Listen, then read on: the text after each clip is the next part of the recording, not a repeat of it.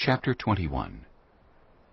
During the reign of David, there was a famine for 3 successive years. So David sought the face of the Lord.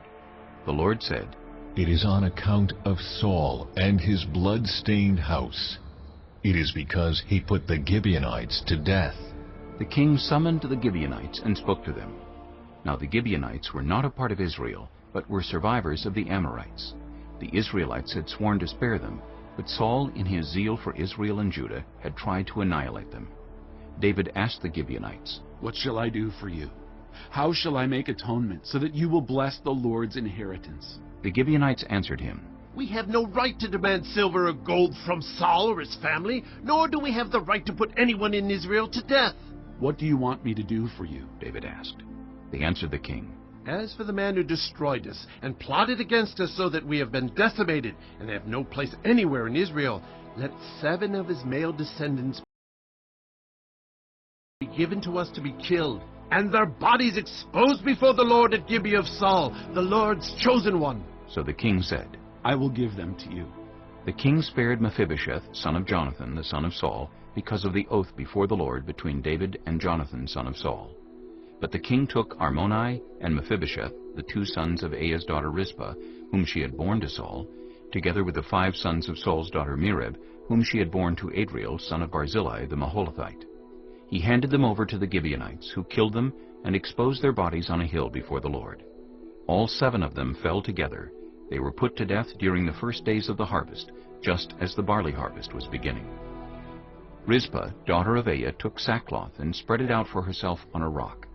From the beginning of the harvest till the rain poured down from the heavens on the bodies, she did not let the birds touch them by day, or the wild animals by night. When David was told what Aiah's daughter Rizpah, Saul's concubine, had done, he went and took the bones of Saul and his son Jonathan from the citizens of Jabesh-Gilead. They had stolen their bodies from the public square at Bethshan, where the Philistines had hung them after they struck Saul down on Gilboa. David brought the bones of Saul and his son Jonathan from there, and the bones of those who had been killed and exposed were gathered up. They buried the bones of Saul and his son Jonathan in the tomb of Saul's father Kish at Zelah in Benjamin, and did everything the king commanded. After that, God answered prayer in behalf of the land. Once again there was a battle between the Philistines and Israel. David went down with his men to fight against the Philistines, and he became exhausted. And Ishbi-Benob, one of the descendants of Rapha, whose bronze spearhead weighed 300 shekels, and who was armed with a new sword, said he would kill David. But Abishai, son of Zeruiah, came to David's rescue. He struck the Philistine down and killed him. Then David's men swore to him, saying, "Never again will you go out with us to battle, so that the lamp of Israel will not be extinguished." In the course of time there was another battle with the Philistines at Gob. At that time Shibbekai the Hushathite killed Saph, one of the descendants of Rapha.